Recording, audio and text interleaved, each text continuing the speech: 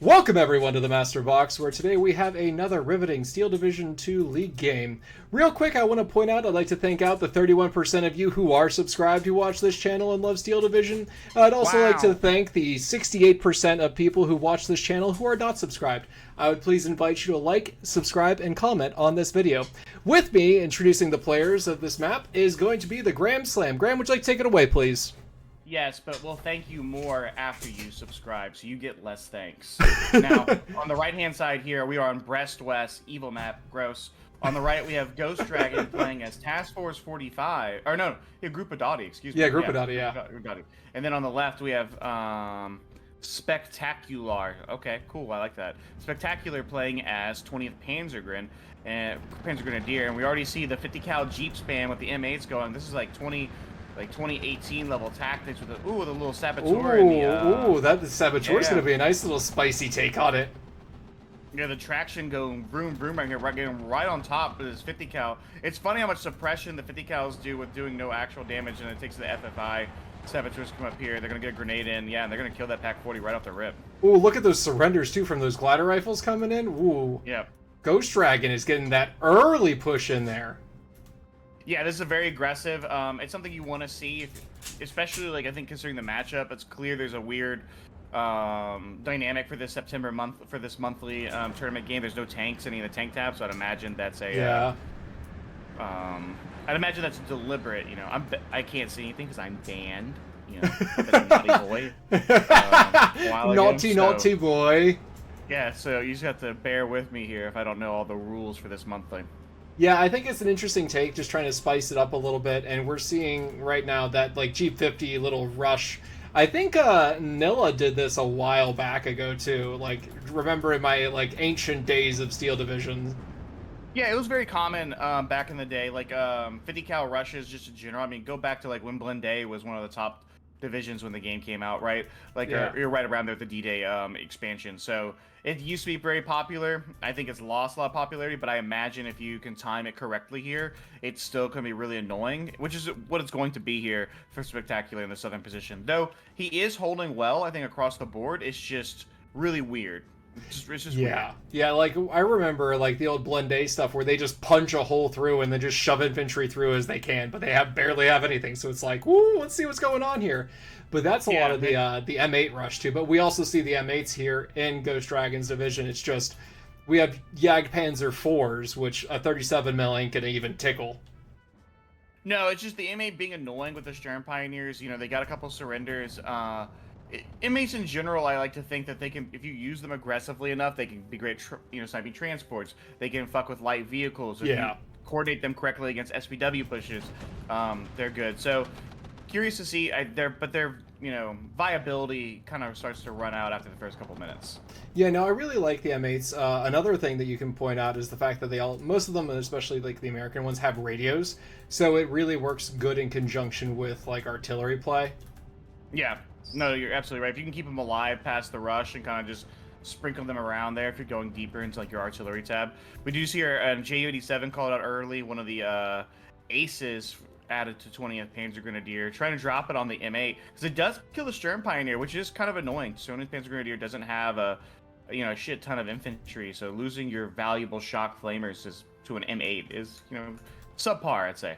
Yeah, especially like when you're looking at this area down south where you need those CQC troops, and Task Force Dottie has tons of CQC, so losing that as 20th Panzer I think is like a big issue, unless you get some Panzergrens in there and just stay at that like 400 meter range, utilizing like the rifles and the 2 MGs that they have there, Oh, so tactically needs to be careful. Glider rifles way down the south there. They do have bazookas. They're trying to move into position here along the town to get a snipe with that bazooka. There's nothing covering that Jagdpanzer. I don't like the Panzer Grenadier DP placement there. I think he needs to just, he's kind of got points going in all these different directions, and he's the balance player, and that's causing him, in one sense, to start to lose ground here. 15-9 for GhostDragon as he tries to bring up this Flak Panzer T-34 here in the middle, since there are no tanks in the tank tab for either players. Yeah, and what I'm looking at here is one of the more interesting units out of Task Force Dottie is these Gomias. It's just those 20-man Moroccan infantry squads. Like, what is going on? Slap that T-34 right there. Oh, yeah, and that T-34 is so important. No tanks in the tank tab, remember. Like, that T-34 is such a good infantry support. It's an armored clown car. Yeah, and we see a lot of infantry being brought out here by GhostDragon along with the Bofors. Oh, a P-47 bought out as well. You can kind of multi-roll with that, which is going to probably get this IG-18 here because there's nothing, really supporting it. His Spectacular's front is very, like I said earlier, it's weird. And these Sturm Pioneers, they should have taken the fight, I think, inside of the heavy forest line there. And I get probably why he's going for the flag there. Yeah. But I would probably the Saboteur is taking out that MG42 after the Hellcat, or the P-47 takes out the IG-18. And now it's going for the Ju-87. Like, what's going... Oh, that thing was... Whew, it shredded too much. Yeah, it's definitely trying to do too much. The P-47 does get out. The Ju-87 needs to evacuate. You know, it's time to get off the dance floor here. Yeah. But this is already kind of starting to spiral against Spectacular a little bit, and that's kind of what you want. I mean, this is best case scenario for a Maverick player, that in A phase, you've got them big time on the back foot, because you're just going to then put, pedal to the metal as soon as you get into B. Yeah, B phase, when they get that 130 versus 170 income advantage, he's just going to be able to pump troops all over the place. And, like, when you're looking at Task Force Tourney, they have a lot of good mixed, combined arms troops. That have, bazookas, too. Like, whew! Yeah, the bazookas, for me, is one of the bigger ones. They also have the really thick squads with Gomieres, right? They do have the FFI, the Maquisards, which used to be better, right? I think they nerfed the Molotov a little bit a while ago, a couple years ago. Yeah. So I don't think they're quite as insane as, like, when DFL came out. But, you do see the two Ju-87 buys, to me, I think is always the wrong move if you're the balance player. If I'm a balance player against a Maverick player, you almost never want to have to buy a plane in A phase. I just think the odds of you getting that value early enough for it to, I think, matter is really low. Yeah, but he did get that Gomir squad down to 3, so I will give him good hit on that, right? But now he's scrambling with 2 Panzer Grenadier DPs and an MG42 to try to retake this position from these FFI Maquisards.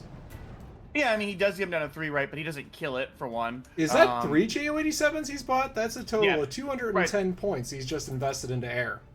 Yeah, and then down south is still a problem. I think down south should have been the initial counterattack. Like, he bought there's a Yak Panzer IV, there's 2 Panzer Grenadier DPs. He's kind of, piecemealed a couple infantry units in there, and they've all pretty much been annihilated by these GhostDragons. And that Ju-87 goes down to the Bofors, like, whoo! Yeah, Bofors went ahead and said, hey, I'm on the battlefield, buddy, what's up? Yep. And one thing, like... And, I mean, artillery already out, too. I mean, we have a big 155 piece coming. That's how you know GhostDragon knows he's ahead. Beyond just the score of the 1770. If you're buying a 155 in A, yeah, you feel like you're doing Gucci. Yeah, no, that's that power play right there where he's like, you ain't touching me. I'm not even going to worry about it. No, absolutely. I don't... The counterattack south here, I think, needs to kind of work. The Panzer Grenadier DPs are not going to beat the glider rifles here in CQC because the bar is an automatic rifle, right? Whereas the DP is a light machine gun. So those kind of small things really matter in these types of fights. And yeah, the DPs just can kind of annihilate him. Yeah, I love playing Americans in this game, right? And one thing I've noticed is you can throw most American squads into knife fights, and with the BAR, with those semi-automatic rifles, they will always win against any like Eastern Front, like normal infantry squad or German infantry squad or British, because the Brent's horrible.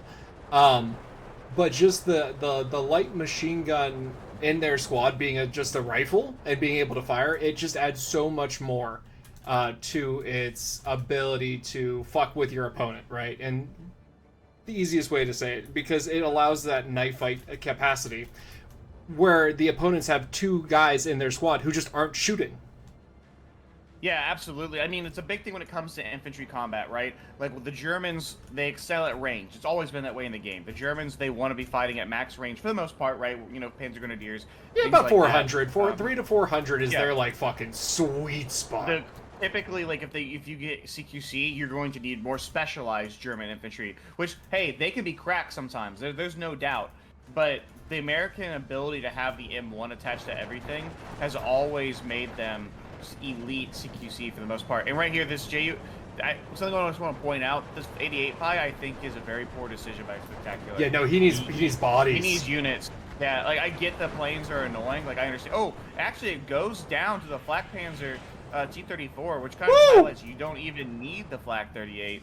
Wow, that's actually a nice a big pickup for him, but I'm not sure if it matters. Yeah, like, I like the concept he's doing with this Flak 37, putting it up Oh, here north comes. where it has a full 2K range, right?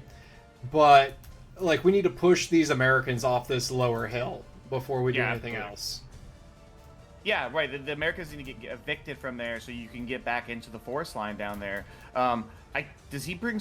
So we don't have the decks ready because this is a little ghetto for us today. If he brings the Stosh troop in B, that's not. That must be a deliberate. That's an A unit. Like 99% of the time, you bring Stosh troop in A, and you rush them forward in a very early kind of like push. Yeah, no, he has Sturm Pioneers in A, so I'm I bring guessing the both. Stosh Troop are going to be a B phase for his deck. I mean, or I guess because he's a balance, I would probably bring Stosh troop. Oh, he lost one in transport there. Two in transport, actually.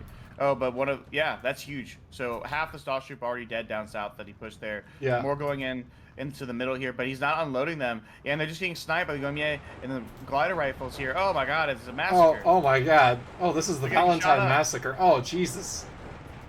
Oh, that was brutal. The Stern Pioneers getting evicted from their spot up north. Yep. I mean, the 155 here already, starting to get into action.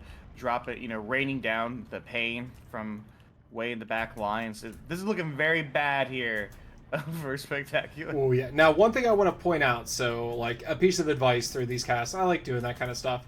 Well, what we're looking at is Spectacular has this 81 mil that's up north. It's kind of just shooting HE at these Gomirs.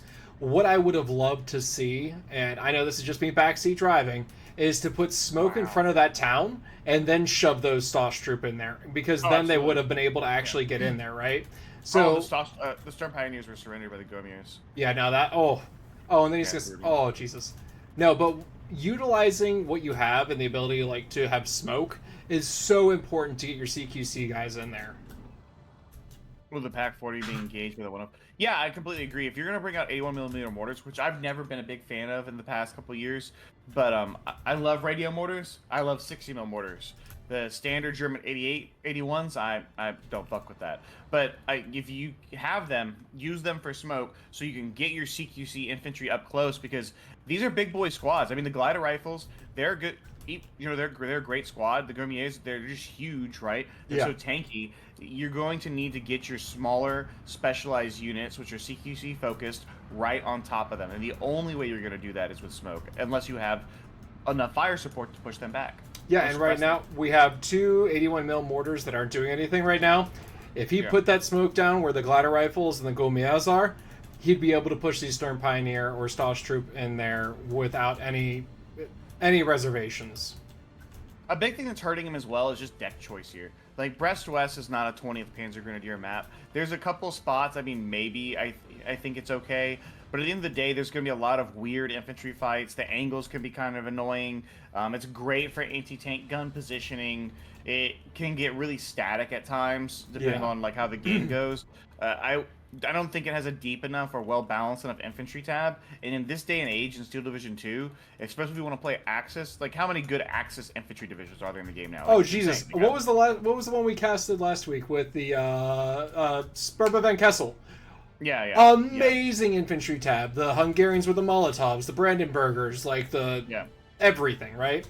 That would have been an amazing deck here. Like, you have Toulon, what's the Dunkirk division, right? Oh, like, yeah. I mean, just in terms of new ones, right? And plus, there's plenty of older ones. I mean, 70. I'm sure 78th Sturm is still extremely viable in the game just because of what it brings to the table. Yep. So I think that, especially going against like, Gruppo Dadi, which is an infantry, that's an infantry-focused division, along with its airplay, I would probably have rathered bringing out some of the better German infantry, or just something deeper, something with a deeper infantry tab. Now, I'm going to throw you through a loop here. Why don't we just take one of the infantry divisions from Normandy, the 716th, that has no tanks whatsoever, and play that in this, where it's like, well, your entire tank tab is literally the anti-tank tab with all of your martyrs. That is funny. I don't know. I don't know if that's a plus or a minus here. You're right. I'm not quite sure because you're not bringing any tanks. Oh wow, the P-47 and the rocket strike, because there's no fallback there on the Flak 41. That's huge, and that's probably going to break it here. I mean, I don't see how Spectacular gets back in the game. A couple decisions here just haven't worked out for him. And at the end of the day, I think GhostDragon just appears to be the better player. I mean, we've casted him before. He's very capable. Yeah. And he kind of, and off the get-go, when you get put on the back foot like that as balanced against a Maverick player, you can be one of the best players on the planet, and it's still rough. Oh, a 120mm border buy here. Like, I mean, yeah, there's just some decision-making really isn't helping him here when it comes to unit selection. Oh, the Jagdpanzer are dead. Yep, Jagdpanzer's dead. I think one of the big things to think about here is I was really guilty of this when I first started playing Steel Division competitively, where you would lose before you even started just based off of like the deck versus like the map, right? And yeah, it's absolutely. one of those things where as you play over the years, right? Like this is not it. This game has quite the learning curve. I love it. Smoking. But this game has such... The angle's a little weird, but he's smoking. We like that. Yep. More of this, please. But the learning curve in this game is just so crazy. Like, that's one of the things I will say about this game, where it is really in-depth to the point where you have to be, like, mildly autistic knowing all the shit in this game, especially with how many divisions, how many maps, like, what goes to what, you know? Oh, yeah. I've given up on the divisions. Like, there's too many in the game. Like, I'm pretty knowledgeable, I would like to think, but there's so many now that I've just kind of given up on. I know especially some of the newer ones. I know a little bit, right? I'm not dumb. Yeah. But it's a lot. Like there's a lot of information. Sometimes I think it's better just to find like 5 on each side that you really like, and you just play those 5 until you're very comfortable, right? And then you branch out from there, because sometimes choice can be a hindrance to you, right? There's too many options. It's like, especially you're European, you're not used to the Golden Corral. The Steel Division buffet. Right. I want to point out, though, those Stern Pioneers in the middle are still alive. They have killed a lot of shit right there. And I think that if he had taken a fight there and supported that properly, he could have annihilated a lot of that infantry. Stern Pioneers are cracked. Like, they're with the shock trait nowadays, like, that unit is insane. Yeah, the fact that it has flamer and shock, and it's a 5-6 man unit, right? Yeah, like you can get them in places. Yeah, absolutely. If you're fighting in a heavy forest line, I think Stern Pioneers for a German division are almost a must bring. Like, you need to bring them. Yeah, they're that good of a unit, and so it kind of blows my mind a little bit that they weren't used really, I think, properly. And then even now, you've seen that they've still got plenty of value. Those 3 dudes are holding it down in that forest line here, though they will probably end up taking, finally falling here as more infantry tries to get kind of rushed up. But yeah, the Makasas threw 2 Molotovs. It took their entire Molotov complement to like take them out. And this 2-Storm Pioneer squad, it might actually pin the Makasas down before it gets killed. I think there's too much of an HP difference here. Yeah.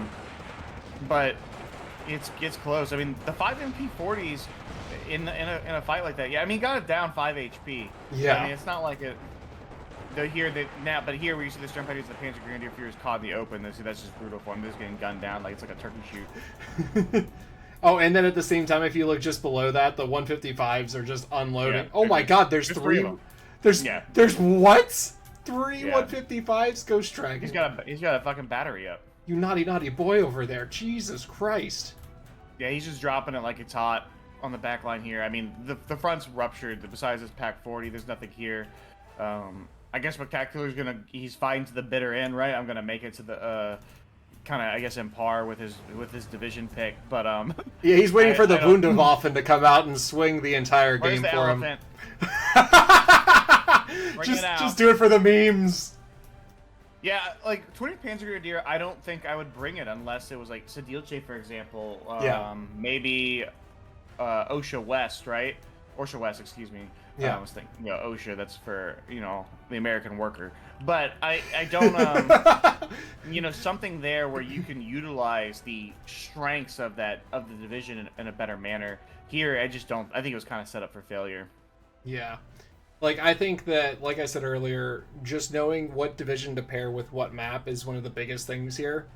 And I think that was Spectacular's failure there. I think he tried playing the best game he could, but with GhostDragon being as good as a player as he is, and we saw that old school 50 cal Jeep rush, and that just ruptured the lines from the beginning, I think that it just, like, problem on problem compounding, you know?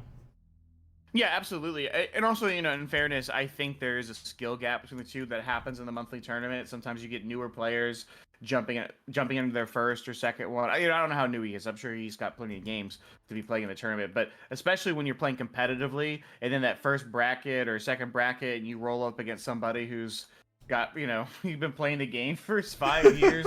Like sometimes it just goes against you a little bit, and it's hard to kind of get back into it. But overall, I liked the group of Dottie play. The no tanks was interesting.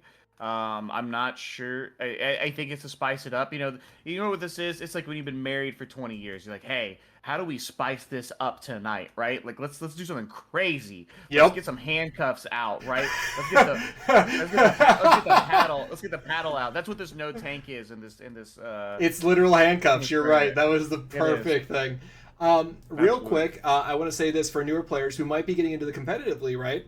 Pick a few divisions and then realize what maps you have. Like if you got an infantry division you're good with, pair it with that map. Like I love Zeal. I'm never gonna be allowed to play because I say it so much, right? But I have to have infantry divisions that I love, like CIL. You'll never see me playing it anywhere but that. But it's an amazing division when you play it on those maps. And I think you just have to pair things properly here. Yeah, absolutely. And also, knowing your map for the division pick, sometimes that's half the battle. Are you picking the right division for the right map, especially if you get the counter pick for the division? Yeah. All right, and with that, I'd like to thank everyone for making it this far into the video. Remember, like, subscribe, do all that fun stuff, so we keep making more Steel Division content for you. Graham, you have anything you'd like to say before we head out? Hit that subscribe button. Yeah. All right. Y'all have a good one. We'll see you in the next week's cast.